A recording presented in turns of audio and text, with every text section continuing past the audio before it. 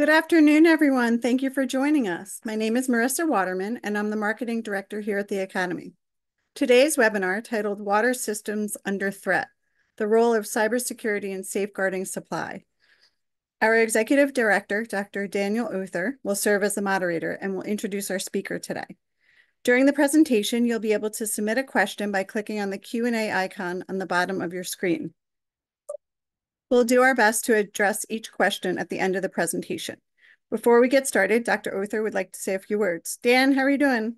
I am great. Thank you, Marissa. I'm just thrilled to be here with everybody. One of the fun things about modern technology is that we can join events live from everywhere around the world. And today I'm actually joining this webinar from Sydney, Australia. Another wonderful thing about technology is that our live events are recorded and they're available for asynchronous viewing afterwards. So if you haven't checked out the Academy's YouTube channel, I encourage you to go there and take a peek. We have a tremendous library of webinar content delivered by experts who have been vetted by our webinar committee. Academy programming like this is a major benefit for our membership. And today, as we begin, I'd like to take a moment to say thank you to the patrons of the Academy. Patrons are utilities and firms who financially support our programming. They help to make webinars free to all members of the Academy. So thank you, patrons. And in particular, I'd like to highlight that today's webinar is being offered by one of our patrons, specifically Stanley. The journey of Stanley and the Academy began a few years ago with Stanley signing up to sponsor a webinar. In fact, Stanley sponsored 4 webinars a year for a couple of years, and then they transitioned into the role of patrons. What a great story. For those of you who want to learn more about how to sponsor an Academy webinar, please reach out to Marissa or me. We're always open to learning more about how to help organizations get plugged into the Academy. Today, I'm excited to be moderating a webinar that will be an exceptionally timely and important topic, specifically water systems under threat, the role of cybersecurity in safeguarding supply.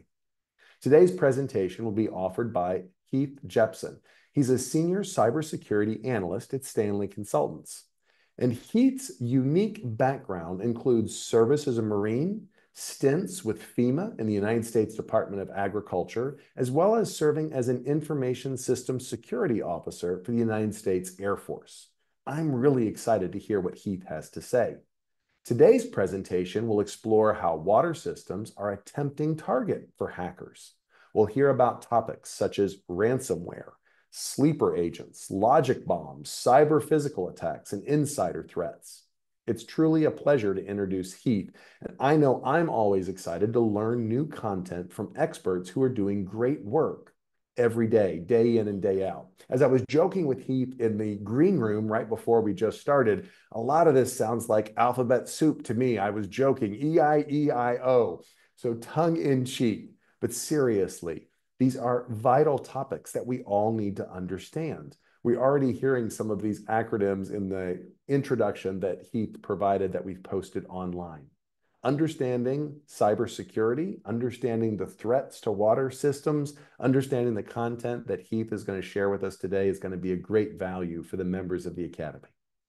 Before we begin, let me remind you to put your questions in the QA function. I'm going to use these as part of a moderated discussion at the end of the presentation.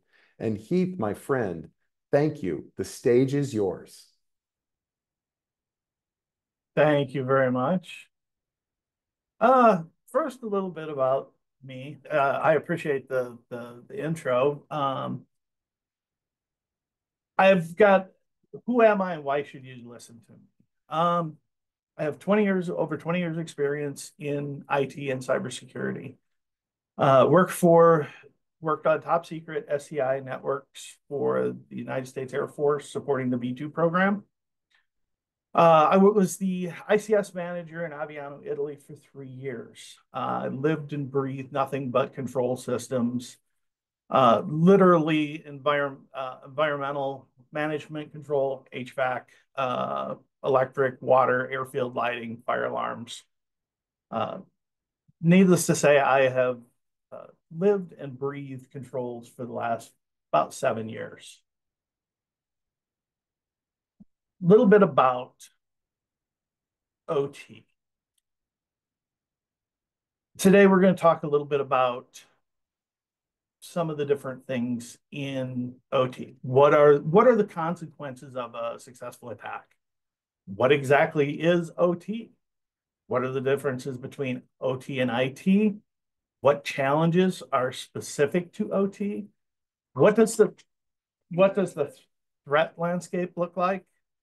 And what can you do specifically to protect your water networks? And we're going to close out by talking a little bit about if AI can help us in our journey. First, we're going to talk a little bit about the consequences of a successful OT cyber attack. We have major safety risks. These are attacks that could pose impacts on public health, release of untreated water, contaminated drinking water, exposure to hazardous chemicals, employee safety, emergency response challenges. If, say, a water system gets shut down and there's a house fire, pretty hard to put out a fire. Physical damages. As I know, a lot of you are engineers. Creating water hammers is something that could be done by turning off pumps and valves in not in specific orders. Repairs can be very, very costly, and it can cause prolonged downtime with on the physical damage side. We can also end up with environmental catastrophes, namely water contamination. I know a lot of you, I'm sure, are familiar with seeing headlines in the paper where the EPA has fined, a certain municipality for dumping raw sewage into a water body after a flood or something like that. It can happen with a cyber attack as well. Hazardous materials can be released, different pollutants. Imagine, if you will, raw chlorine being dumped into Lake Erie. That would be bad. And then, of course, the EPA is going to then come after you. So you're looking at some pretty serious penalties as far as that goes, and that falls into the economic losses. Your economic losses, you're looking at operational downtime. In the case of ransomware, possibly paying ransom payments. It's going to damage your reputation. There's going to be other indirect costs. Most of these attacks have ripple effects. They affect, individual businesses, households. For an example, my small town, Warrensburg, Missouri, if something was to happen to our water system, it would not only affect just the residents, it would shut down 2 food processing plants, a college, a manufacturing, and a hospital. So a small town of 20,000 people could have catastrophic effects. So the disruption is what we do not want in water and wastewater. A lot of other utilities depend on water networks, power, healthcare. I've already mentioned healthcare, sanitation systems.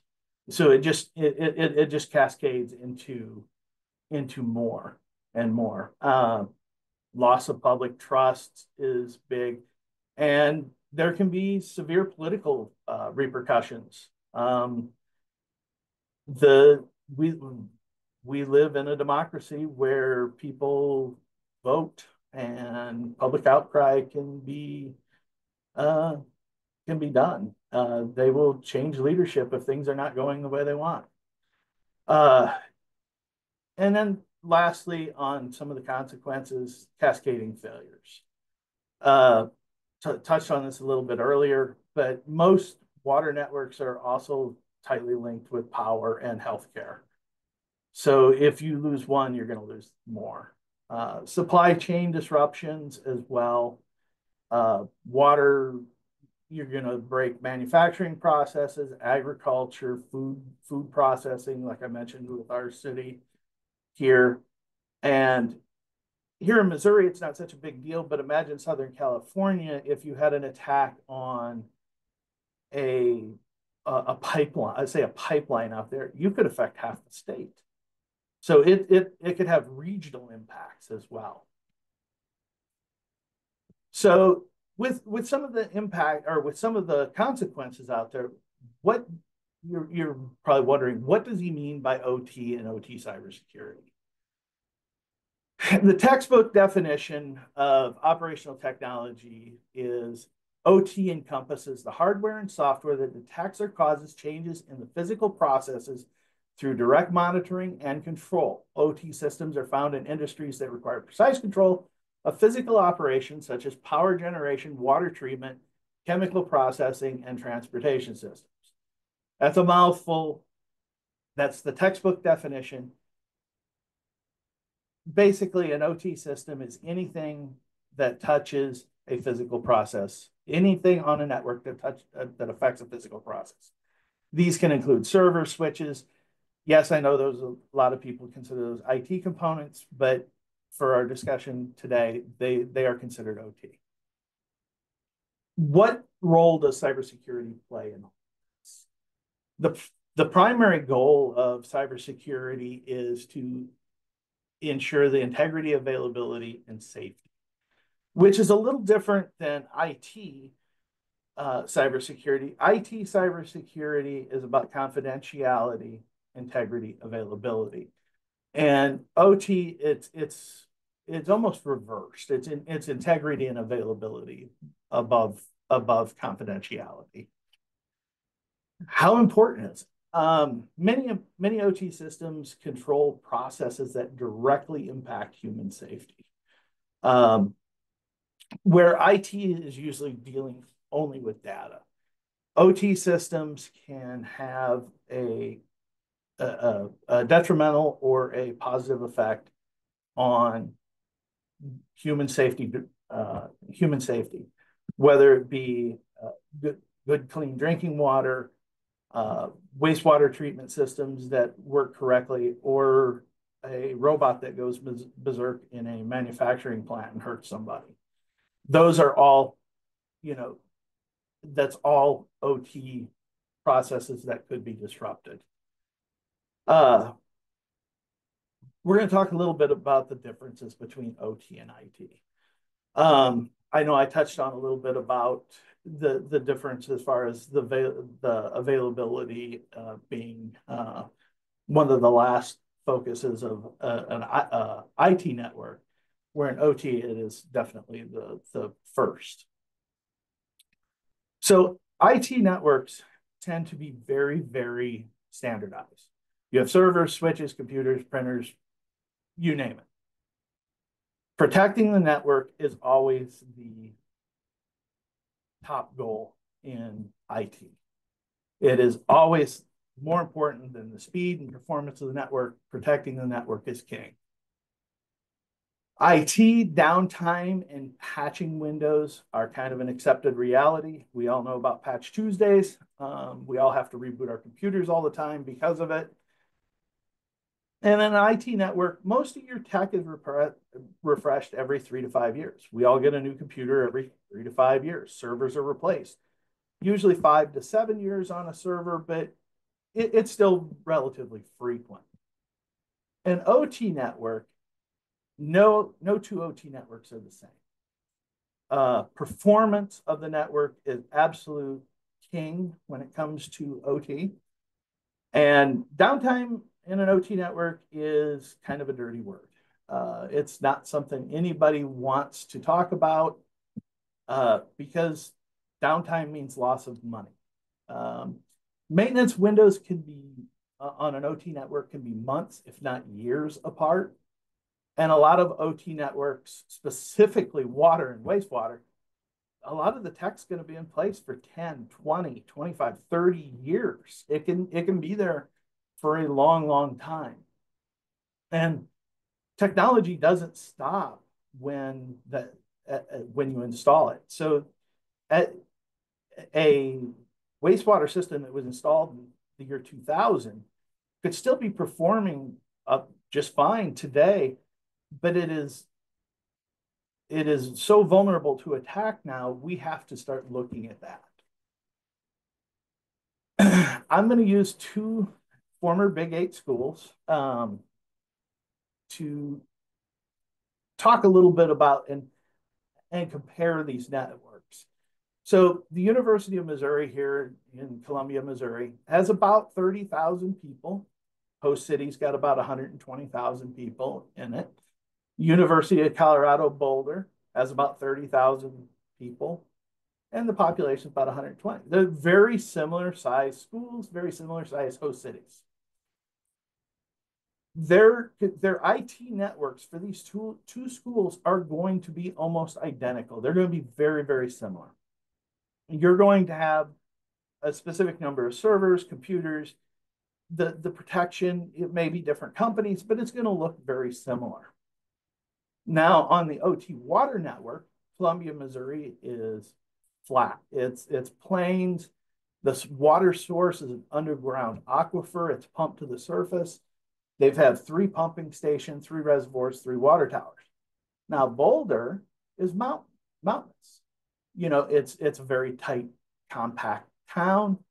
The source of their water is mountain streams. They don't require pumping. They utilize gravity.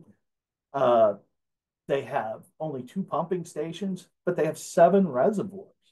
These 2 water networks are going to be very, very, very different as far as what controls are needed, and then as on the cybersecurity side, what is required to protect these networks is going to be very, very different. So historically, for decades, the knowledge of industrial control systems, the inner workings, was confined to a very select group of engineers, techs, specialists, and they essentially created this very private club where expertise was built through hands-on experience, and all those secrets were closely guarded within the industry circles. Today, that club is wide open. With the rise of digitization, connectivity, the integration of ICS with IT systems, this knowledge is no longer exclusive. All this documentation, the training programs, even the online forums have made ICS concepts a lot easier to be accessed by a much wider audience, including those with malicious intent. What does this mean for security? The democratization of all this ICS knowledge has essentially expanded the attack surface so that these threat actors, including nation states, hacktivists, cyber criminals, they now have the tools and the resources to exploit vulnerabilities that were once hidden. Organizations today must recognize that the barrier to entry for understanding and exploiting ICS has been significantly lowered. Some of the unique challenges specific to water and wastewater OT. Water and wastewater have to run 24/7. The tap's got to run, the toilet's got to flush. Safety and compliance with regulations is in a weird spot right now when it comes to water and wastewater. Depending on where you are in the world, you might have regulations. Depending on which state you're in the United States, you may have different regulations. There's several different agencies out there. You have the NIST, you have CISA, you have the IEC doing stuff. ISO's got their finger in the game, but there's no one set of rules that is paramount across the board. The next biggest thing as far as challenges on water and wastewater, legacy systems. Like I said, we have a lot of systems, and this is honest to God, true story. When I got to Aviano as the ICS manager, I went into the water plant and I had a server 2000. This is only 3 years ago, keep in mind, server 2000 in Italian running my water system. How do you protect that? You can't. You have to upgrade it to protect it. So these legacy systems are a huge thorn in our side. There are ways to protect them, and we can discuss those more in depth if somebody wants to. We can discuss that in a question. But there are ways to protect the legacy stuff, but it's not as easy as it used to be, or it's not as easy as as replacing. The next big one is a lot of water systems and wastewater systems are very geographically dispersed. You could have pump stations all over town. There might not be any infrastructure running to these things. When it comes to the Southwest United States, you could have pumping stations that are literally, tens of miles apart.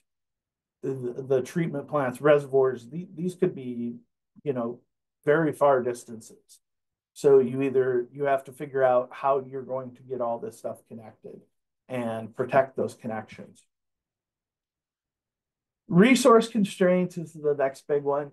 Small utilities in particular, small cities, 20,000, 10,000, 5,000, 2,500 people. These small communities a lot of times do not have the resources, the manpower to dedicate to cybersecurity.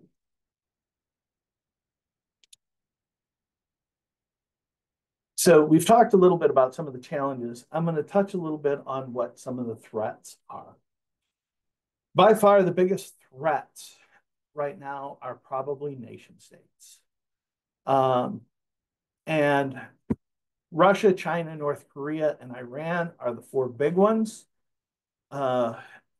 It's kind of interesting because each different nation state has very specific goals in mind. They have, if it's a specific type of hack, you can pretty much say it's Russian, or if it's this type of hack, it's China. For instance, Russia's all about chaos. They're about creating and generating chaos. China tends to be about stealing intellectual property. North Korea tends to be about the money. They're ransomware people. It's ransomware attacks. Iran tends to be geopolitical. I would be amiss if I did not mention the United States and Israel as also nation state actors, because while the United States has a very, very robust cyber capability, it is primarily for defense, but if it was ever fell into the wrong hands or was misused, it could be catastrophic. The same for Israel. Their cyber capabilities are also very, very good. And they actually helped the United States with the Stuxnet attack on Iran.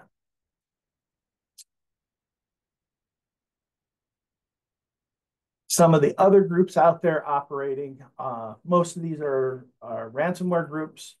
Some of these are, you may have heard of DarkSide. DarkSide was behind the Colonial Pipeline attack in 2021, which if you lived on the Eastern Seaboard, you are very familiar with the price of fuel back then, what happened. Some of these groups have hacktivists. They're hacktivists. Some of it's geopolitical. Some of it's all about the money. But the big ones, DarkSide, REvil, Lockbit, Maze, Hive. These are all pretty well-known hacker groups. And the biggest problem is water facilities are a very dangerous mix of low difficulty attacks and super high impact. Talking a little bit about ransomware. So ransomware attacks are definitely on the rise, 50% increase from 2022 to 2023. A ransomware, I'm going to talk about a couple of attacks. All of these attacks basically start the same way. They start with initial recon. They gain initial access via phishing email. They exploit a vulnerability. They compromise somebody. They get into the network. They establish themselves into the network. They start moving around in the network. They start installing backdoors. Um, they can steal data at that point. They can deliver payloads of other software, other malware into the systems. They can lock this, and ransomware in particular, they literally lock down the system and demand a ransom payment. Some of these ransomware actors actually threaten to release data publicly, private data publicly, if you don't, so that it's a two-pronged attack. The big key takeaway is, from all these are a successful attack. It's not a single event, but it's usually a multi-step process. Early detection and intervention can help prevent these attacks from escalating. So being proactive with your cybersecurity is huge, and some different proactive things that you can do. I know I said downtime's a dirty word, but sometimes you have to patch. Training your employees, having good backups, those all reduce the risks. A little more about ransomware. 44% of the attacks were in North America, which is between North America and Europe. That's 76% of the attacks. That's pretty substantial. So we know it's essentially the Western world that is being targeted. Cyber physical attacks, and I'm going to show you an example of one of these here in just a minute. Cyber physical attacks are attacks that come into the system, and they either try to physically damage the system, they change chem levels, they try to they try to cause environmental harm, and there's several different ways that these can happen, but they all follow that same standard attack vector. A recon, they get into the system, they install malware. All of these attacks basically go that way, with one exception: insider threats. Now, insider threats they can focus on any IT or OT system. It can be somebody that's being malicious. It can be somebody that's being negligent, or somebody that's been compromised. Somebody that owes a bunch of money to a loan shark, and it happens. I've seen some crazy things over the years on how people have become compromised. The method is usually they have direct access to the system.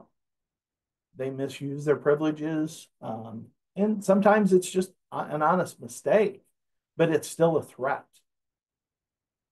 The biggest insider threats are probably the single biggest, most dangerous threat to any IT or OT system, because they have so much knowledge of the inner workings of a system, and it makes them a lot harder to detect, and it can make their attacks be very, very damaging.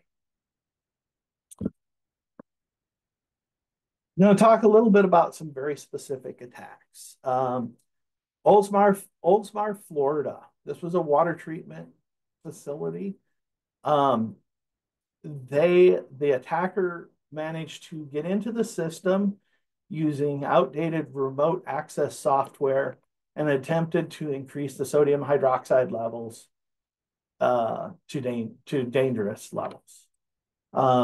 A operator was on his toes, and he actually seen the mouse moving on the screen and was able to reverse the attack.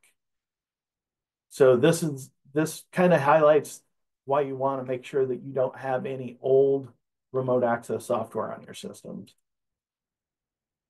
The Municipal Water Authority of Aliquippa, Pennsylvania. This was an Iranian-backed group known as the Cyber Avengers. They attacked Israeli-made HMIs. They managed to take control of a booster station and were able to change water pressures on the system.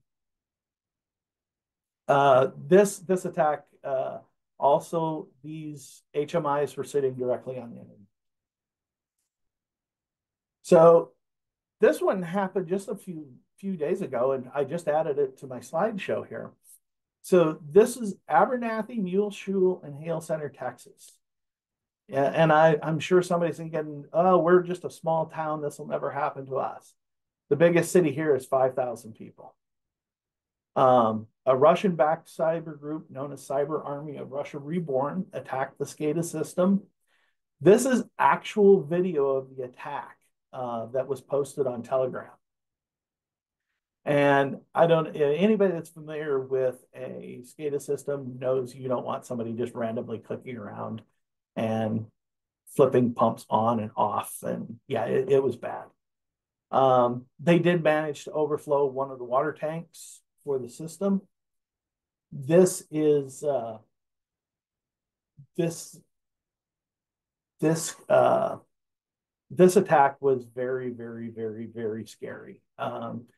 This one, out of all the attacks, this one probably scared me the most, just for the simple fact how aggressive these guys were and some of the stuff that they were doing within the system. While it's not a water or wastewater attack, I want to talk a little bit about an attack that happened in Ukraine in January of this year. It was an attack called Frosty Goop. This was the very first malware to actually target the Modbus protocol, which makes it unique. Anybody that's familiar with controls knows that Modbus is a big protocol that is used in the control system world.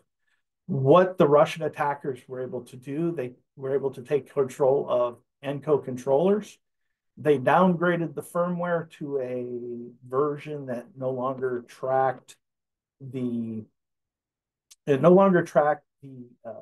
input changes, and they were able to feed the controllers false inputs, and they shut the heat off to over 600 apartments in January in Ukraine for 2 days. Bottom line is this. There were 420 million, these are recorded, 420 million attempted attacks on OT networks in 2023. That's 13 a second.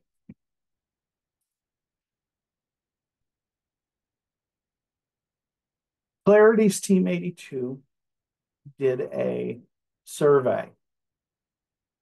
They sampled 125,000 OT assets. 3.7% of those assets had an insecure connection directly to the internet. And of those devices, 36% of them contained vulnerabilities that had already been attacked in the wild. Those numbers should scare you. All right, enough of the bad news. Let's talk about some good things. There is we're coming into a time where there's a much better focus on awareness. People are really starting to pay attention to the unique challenges that OT has. There are companies out there that are making products that are OT specific. They are user friendly for people that might not have a lot of cyber knowledge. The OT specific technologies, the cybersecurity industry has really, really stepped up their game, especially over the last 3 or 4 years. One of the biggest things is OT is slowly but surely adopting what's called zero trust architecture. It's a security model that assumes everything is a threat until it has been verified. And there are a lot of technologies that are finally starting to There are a lot of companies that are finally designing this for OT environments.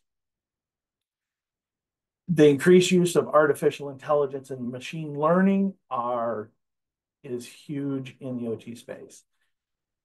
There's a couple of companies out there. One of the things that's beautiful about OT networks, they're highly predictable. So, if a company is monitoring traffic on a network and it knows that PLC1 never talks to PLC2, all of a sudden PLC1 and PLC2 start talking, it knows that something is wrong.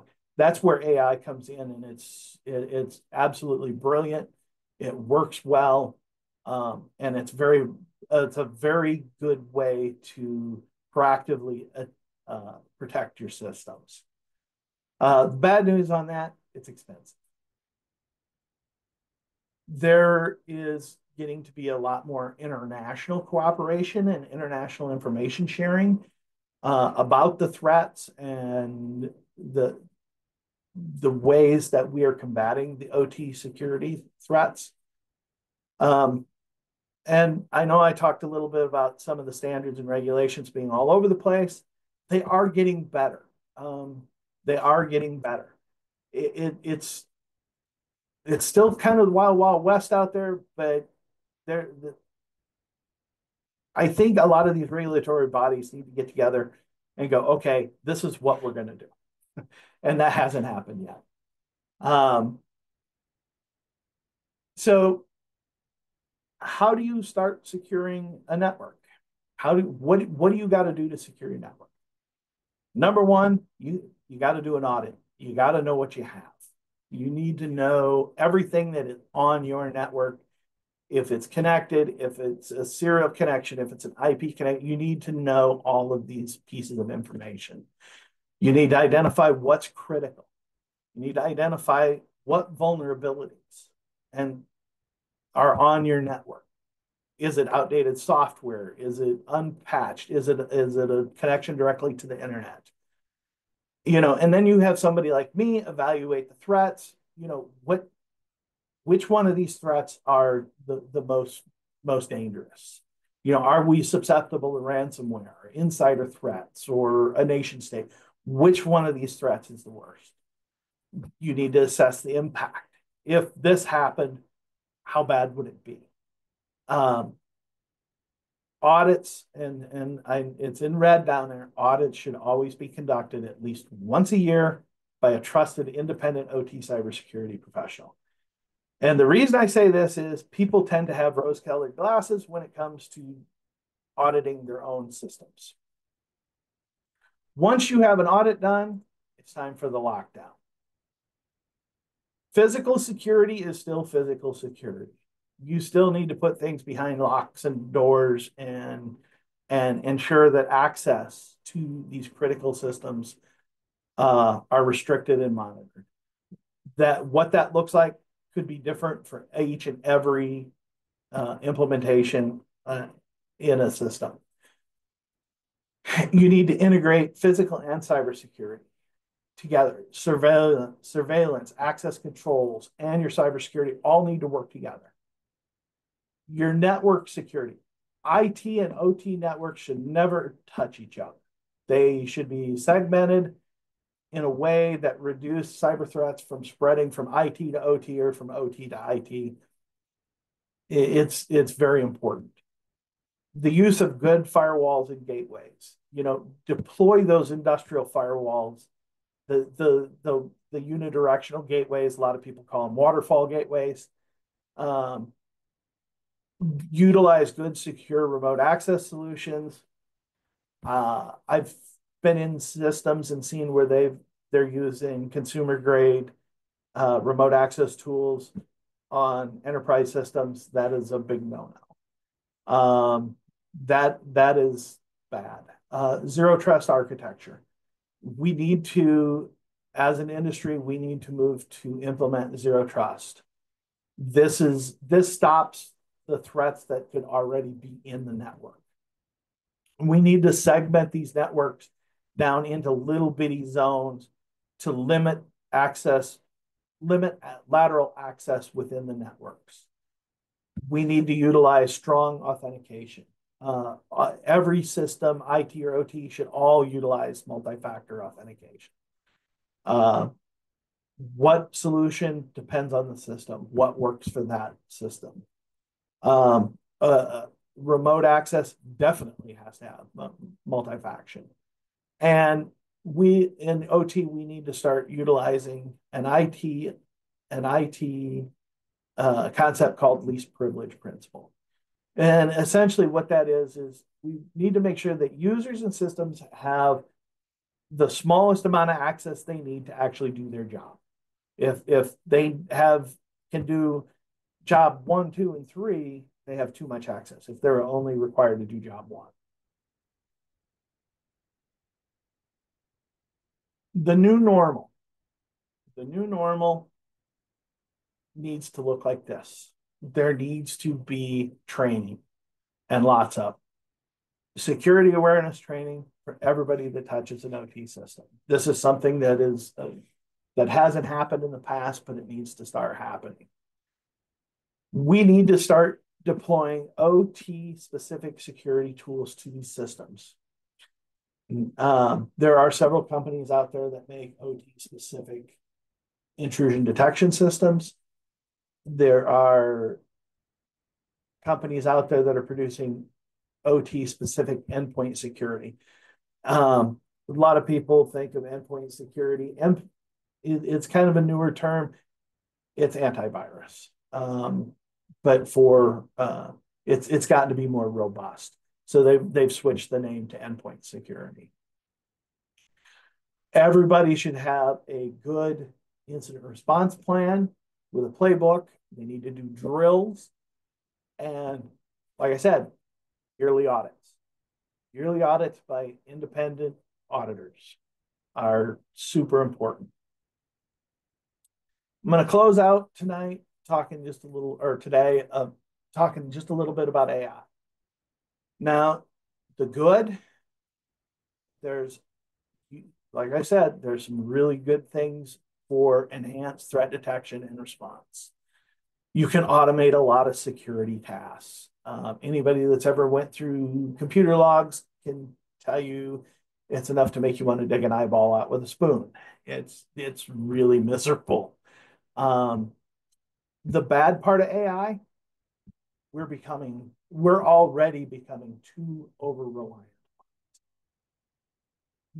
AI can also generate a lot of false positives and a lot of false negatives. Now for the ugly. AI is a double-edged sword because yes, it's a powerful tool for defense, but it can also be a powerful tool for the attackers. It also raises, and this is my personal opinion, it raises some ethical concerns.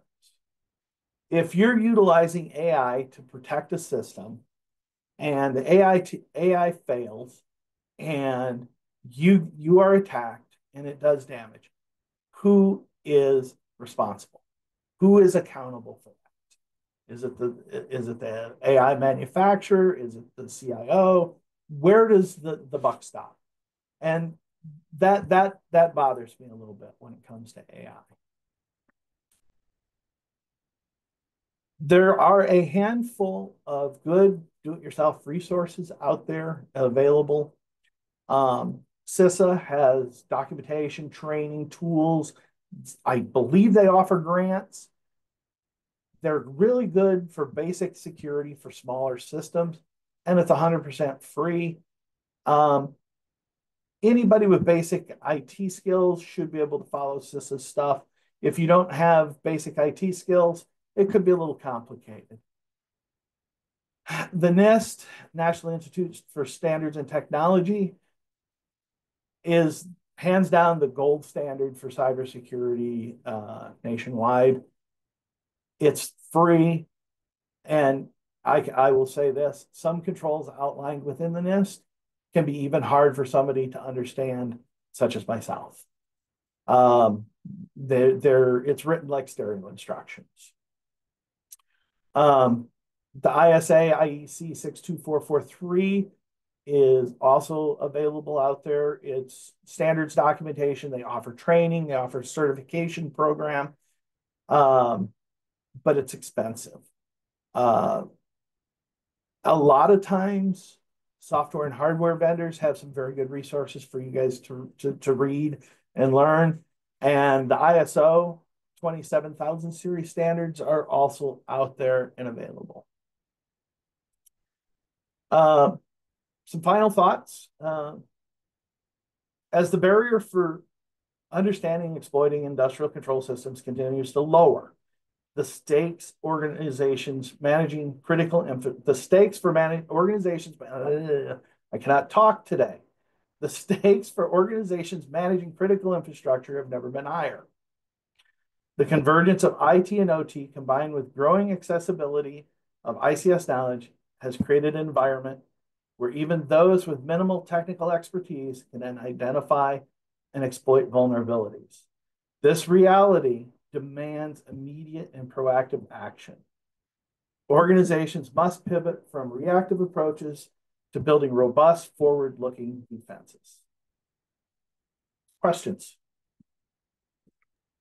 Keith, that was fantastic. I mean, that was awesome. So colleagues, remind you to put any questions you've got in the Q&A and we'll use those. Keith, I pulled some together that I will go through first so that we can kind of have some moderated discussion. I might suggest pulling the slides down just because then that way people will be able to kind of see us interacting as opposed to seeing slides if you want to take a peek there. But what I want to do is kind of go through what I would like to talk about, and then we'll kind of come back and pick them off one at a time. So you gave us some great examples out there. One of the questions we had from somebody was the Florida attack with the hypochlorite. Was that actually, did it actually manifest as a real or a real actual physical attack, or was that actually kind of just in the data, kind of in the ether, and maybe not actually a real physical one? So that was one question there. Another question we had is in this solutions space, right? So if we adopt solutions today, what kind of limitations does that place on us for future options? So when I hear words like zero trust, it makes me wonder, if I lock that in today, am I going to be forever trying to worry about the incompatibility of backward upgrades because I've already put in zero trust, so I can never change anything in the future? Now, maybe I'm just naively thinking about that, but if you can kind of talk through that a little bit. For folks that are in leadership positions, what are some of the key questions they would be asking of their team to be able to understand that they're in the right space? So you gave us a nice tips list, but what are some of the additional kinds of questions that leaders should be thinking about and asking? Really appreciated that you gave some DIY suggestions of where we would go to get additional training or where we might look to get additional training. Didn't know if you had any additional suggestions of programs or short courses, or how much does a expert that's in the engineering of water need to know about the controls and the OT and the cybersecurity? So how far do we need to venture into that space to be able to work at the interface there? You touched on this, but particularly for the Academy, where we are encouraging folks to get to the level of board certification for us, what are some of the credentials and qualifications that we would be looking for? So it feels kind of Wild West. There's an awful lot of people kind of learning on the go and having lots of experience in it. But what would be the credentials? What would be the kinds of qualifications we'd be looking for? Some might be based on education. Some might be based on experience. So what do we look at there? Loved your comment on accountability with AI. That certainly resonates with us as professionals needing to deal with this.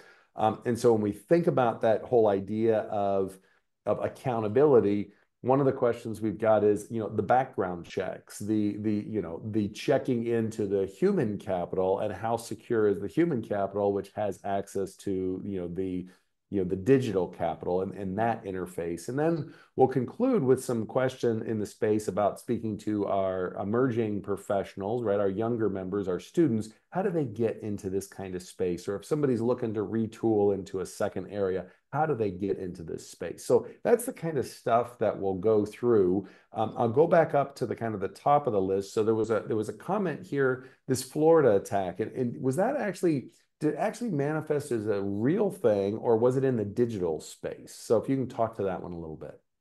So there's been a lot of information and there's been a lot of misinformation about this particular attack. Um, I don't believe that the chemical levels actually got changed. It all happened within the cyber piece, because it was caught in time before that actually happened. But it could have been catastrophic, from what I understand. Okay. Okay. So in terms of like when we're thinking about this IT versus OT divide, so we're not in the IT space, we're still in the OT space, but then in the OT space, there's the cyber part of OT and then the physical part of OT. So something occurring in the cyber part of OT Can affect is that's still an the cyber event. physical attacks. Yeah, it makes sense. It makes sense. So whether the valve actually turned on or off, if somebody got to the point where the computer was saying, "Are you really sure you want to turn this valve on or off?" and all they had to push was yes, and it would have turned, well, then that system's vulnerable and has been attacked, right? Just because they didn't Absolutely. actually turn the physical on, it's been attacked. So, okay, so that's helpful to understand. If we think about the solution space, then, right? So you gave the example of the zero trust architecture. Now, this is not my area of expertise. I'm not a subject matter expert, so you'll have to apologize. It's going to be an ignorant question, right? But when I hear something like zero trust architecture and then it's going to be there for 20 or 30 years, and then I'm thinking, so I put this thing somewhere and I got to somehow physically get to it to make changes in the future, or I need to somehow digitally connect to it to be able to make upgrades or changes to it in the future. And I've got zero trust and I'm putting all this stuff together in some room and there's some pump that's under some pipes that I've got concrete walls all around. And I'm thinking remote accesses, I've got a wire so I can upgrade something in the future.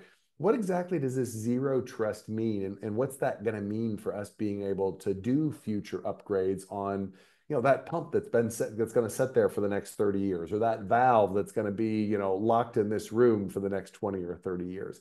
What does zero So, trust mean in terms of our so cost? the zero trust actually comes in at the control level. Okay. Um, it would be a IP enabled PLC essentially. That would be your lowest level of the zero trust. It's software driven for the most part. The As far as upgrading, most of the newer and I will say better, most of the newer OT specific cybersecurity products on the market are software as a service products. So these are products that are going to grow with you over time as you grow, make changes, they upgrade their product. You're going to get those upgrades because it's software as a service. Okay. Okay. Makes sense. So we're Um, talking it's in the software space as opposed to I am I the, am not a huge fan of software service as a model, but I'm also a realist and understand that these companies need to earn a specific amount of money to keep developing their products, to keep improving their products. So I understand it from that point of view. Um, and like I said, I can't disagree with it. But there are certain things, software as a service, I don't really care for. Um, Number one is the stress that it puts on, especially small municipalities when it comes to protecting their water and wastewater systems, because now they have a yearly outlay they're paying for a software license or multiple software licenses, um, depending on what they go with to protect their systems. makes sense, right? Okay, so from the company provider standpoint, they're looking to create this annual revenue stream, but from the utility standpoint, they're looking to be one and done and have built the thing and set it aside. And so, okay, so that's And what you're and talking and about in terms of the unfortunately, models. it's kind of the world we live in at this point. Hmm. Most software is going to the software as a service model. Okay. So we're going to be paying So, those, whether it's Netflix, my monthly fee, so I can stream my content, or whatever it is. They're locking into those long-term revenue streams. Absolutely. That's exactly what they're doing. And Okay. I understand why they're doing it that way. But like I said, I don't like it, but it's kind of the way it Sure, is. sure. But from a financial standpoint, yeah, it's good to think that in, right? It's not just the upfront cost. There's going to Yeah, be it's not a it recurring that is cost. one thing with modern OT cybersecurity, you have to take into consideration it's not an ifs, ands, or you will be paying software as a service fees. Okay. Okay. Good to get that practical. So for folks that are in leadership positions, right, managing teams or trying to figure out how to manage this who aren't maybe subject matter experts such as yourself. So what are some of the questions they should be asking folks on their team? It's good to have kind of like the checklist in your mind. Let's make sure we don't forget these kinds of things. So what would be the urgent items that any good leader of a group should have in their mind so that they're not missing key aspects? Uh, and I touched on this a couple of times. It's getting audits done. Okay. You've got to have somebody independent. Like I said, when it's your system, you tend to have rose-colored glasses and overlook things.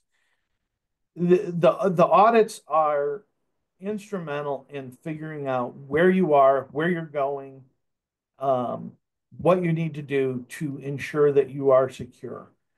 Uh, I, I I can't stress that enough. It's getting these audits completed, and doing them yearly, every 2 years at an absolute minimum. Okay. Because the threat space changes so fast. It's I live and breathe this every day, and I can't keep up with the threat space. That's Okay. how fast it changes. So that's why those yearly audits are so critical, figuring out what vulnerabilities you have, what to prioritize, um, when it comes to, hey, this is, we have this system, it's still running on Windows XP. This absolutely has got to be replaced next maintenance window. Let's make plans for that. That's why the audit is king. And so then if we're looking to have these audits done, right, what certification or credentials, how do we know that the person doing this is somebody trusted? Because obviously, as you were talking about early on, this was kind of, people knew people because they interacted with each other. It was kind of a closely guarded, secrets. And now it's, things are out there in the open. So now, if I go to the open source to be able to try to find kind of my trusted auditors, how would I know that I'd be hiring the right person or that I would have the right person with the right credentials on the team? Because we're a credentialing organization. So what do I look for? Is there anything, or is this just moved so fast that you would just throw your hands up and say, I don't know? How do we so know trust in this space? So there are a few. The ISA IEC 62443 has some certifications for people out there. Anybody that carries those certifications, are going to know what they're doing in the OT space. But the biggest thing in the OT is experience. It literally is experience. Okay. Um, you want and I'll be the first to tell you, I'm continuously learning. Um, I'm continuously studying for new certifications. Um, but I would say at a minimum, you want somebody to, if you're looking at purely IT, and I do know that there are some specific OT ones. Like I said, I know the ISA IEC 62443 has some. There's some other certifications out there. I couldn't tell you what they are off the top of my head. I'd have to go digging. But experience is number one. That is the biggest takeaway. Okay. Okay. And we had some specific questions that I'm just going to kind of read specifically that came in that are kind of in this space, right? So, periodic background checks for employees, right? So, what's your Absolutely. thought? Okay.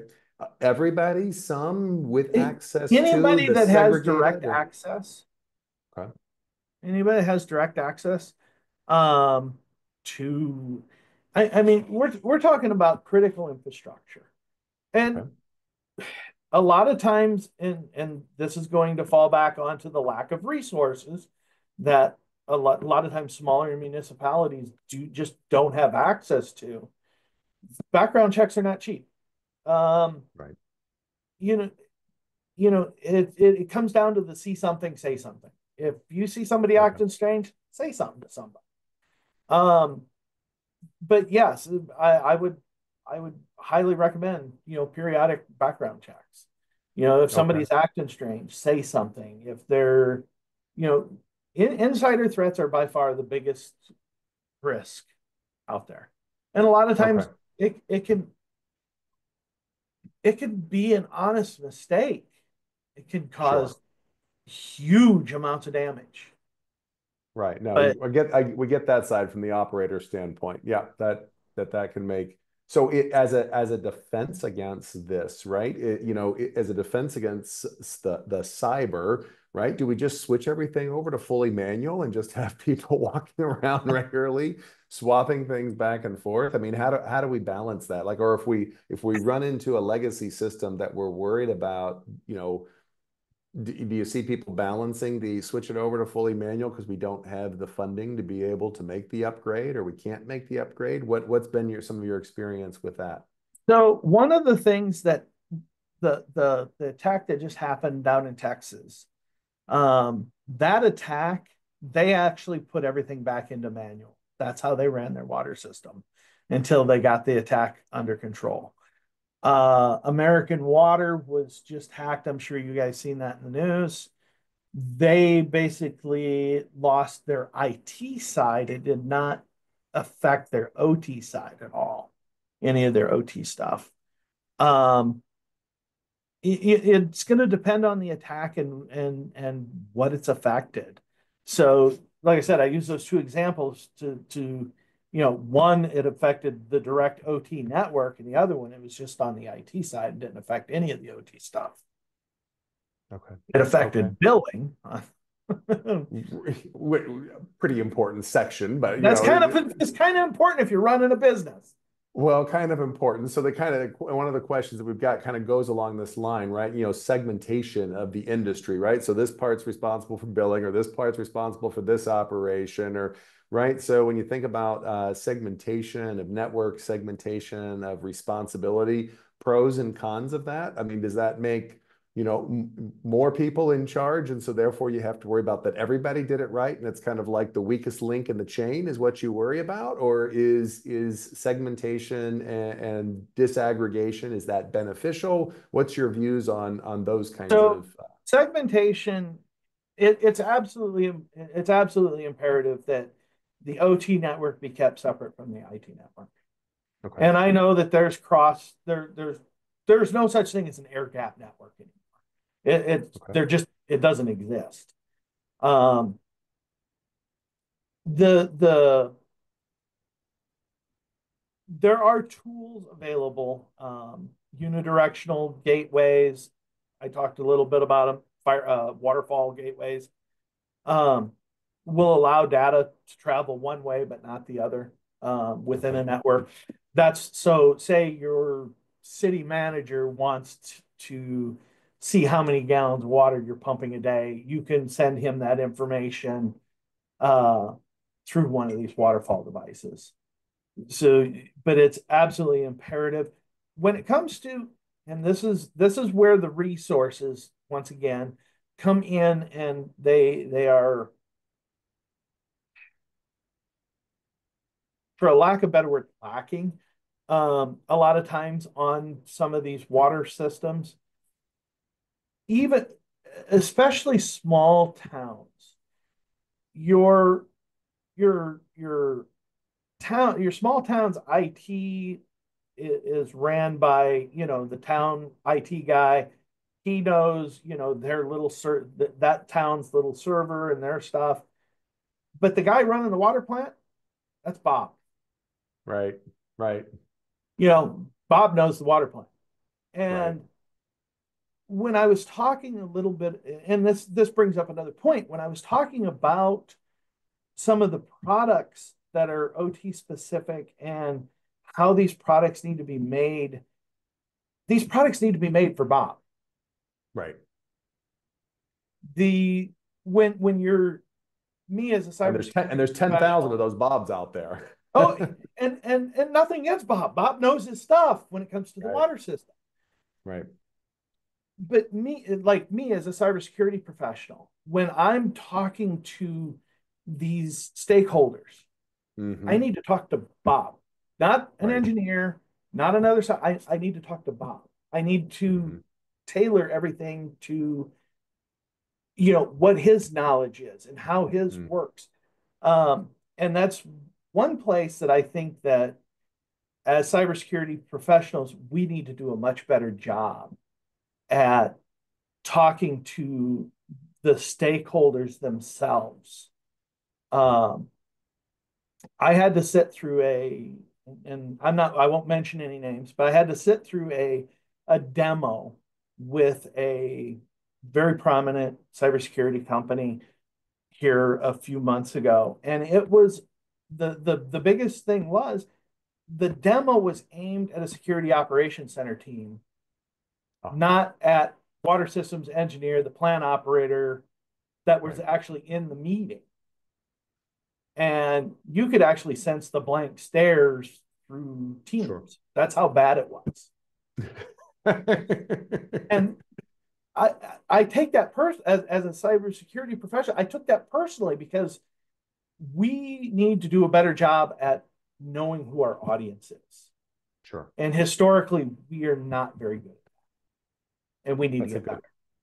That's a good point. Yeah, a little bit of self-recognition is a good thing. So, along those lines, I'm just looking here to see, so you've talked a little bit about the size, right? So, we've got these, so I'm presuming that you're not, the large size facilities are going to have experts, they're going to have plenty of experts. So we're talking large municipalities. So they're going to have their things covered. There's going to be folks that specifically work in this space. You seem to have Hey, highlighted that the size matters, right? And so size does matter, okay. and even so, even on the bigger systems, you still run into issues with resources.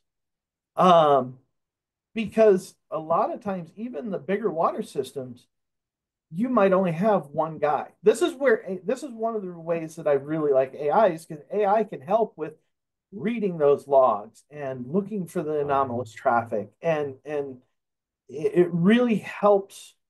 It's like adding an employee that doesn't draw a salary, Sure.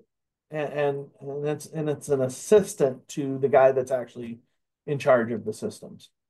That's where I think AI is going and should go, and I do think it's getting better. Um, I love. I, it's funny because you see all the doom and gloom. Oh, AI is going to take over the world. Blah blah blah. AI can't even draw a picture of a cat with the right amount of toes. Or yeah, AI is not taking over the world anytime soon. Not anytime soon. So one of the questions that we like to make sure that we always ask speakers, because we have emerging professionals, we get students that watch these, we get people that are looking to expand their portfolio of what they're working in. They're working in one sector and they want to move into another sector. So what would be your advice to people who want to get some training or experience? You've done some DIY things, but if you're a student looking into this space, you've got a unique background of how you ended up here. What advice or wisdom would you give to people that are looking to move into this space? I honestly can't. It's funny because I really can't offer much because I kind of fell into this myself. Fair enough. Um, I was working at Whiteman Air Force Base. I was a system admin uh, for the civil engineering squadron, and the guy that was in charge of all the ICS stuff needed some help one day, and I was like, "Oh, this is kind of cool." He kind of took me under his wing, and that started a path, that took me to where I am today. Um, the biggest thing is, about the only thing I'd say is find somebody that's doing it and see if they need help. or Okay. what they're willing to teach you. Me personally, I like the OT space much more than I like the IT space for one of the things that I highlighted earlier, early on in the presentation. Every OT network is different. IT networks are boring. They're all the same. OT is different. Every single network is different. Okay. So You that know, so that IT add, that networks, adds. uh, IT networks, they either have it's a couple of servers, it's a switch, OT, it's all over the place. I do stuff with satellites and doing cool things with software overlay networks, which would be absolutely unheard of in the IT space. Okay. No, fair enough. Right. Because yeah, like you said, they've got, a lot of these kind of like, um, privacy issues or confidentiality issues. They're worried more about the data leaking out and what somebody does with the data. So it's not mapped over to military training. Is that one of the paths that a lot of people do, pick it up through military So service? most, so I did work as the ISS manager for the Air Force at Aviano in Italy. I had no Air Force, I had no Air Force people helping me at all. I was 100% a civilian. Um, Okay. I know that there are some contractors out there. GDIT hires people to work in the ICS space. Um, for the Air Force, I'm sure that there's other contractors out there that uh, hire for the space as well. At a minimum, they're going to work for the government. You're going to need a minimum of a Security Plus certification, uh, preferably more. It depends This on what you can find. Um, it's I will say that the space is growing. It is growing at a pace that is far outpacing the availability of people available to fill the seats. There's way more seats available than there are people to fill. Okay. Okay. Well, that is really great advice for us to be able to pass on to emerging professionals looking for opportunities. So probably means there's also a lot of work. So There is a ton of work. well, Heath, So thank you. Yep. just to give you an idea of how much work, the EPA just said that 70% of America's water systems are vulnerable. Wow. That's a huge number. That's a huge number. That's millions of people's drinking water at stake. Mm-hmm. Mm-hmm. Mm-hmm. Well, Heath, we are so appreciative of you for joining us today and sharing your knowledge. This was a fantastic webinar. I know I learned a huge amount from it. I know other folks on here learned a huge amount. Thank you so much for taking time out today. We are so appreciative to have you here. I'll turn it over to Marissa to take us out for the last. I think, Heath, if you slip to your next slide, maybe. No, no problem. I appreciate having me, guys. Okay, Thank thanks you. everyone for all your questions, and thank you to Heath for sharing your knowledge with us today. We do have several webinars planned in the near future, so you can go to aaees.org/events and reserve your spot there. Just a reminder, if you're not yet a member and you're considering joining the Academy, please email me and we can discuss membership options. PDH certificates for this event will be sent out shortly. That's all for now. We enjoyed being with you all today. Thank you so much and have a great day.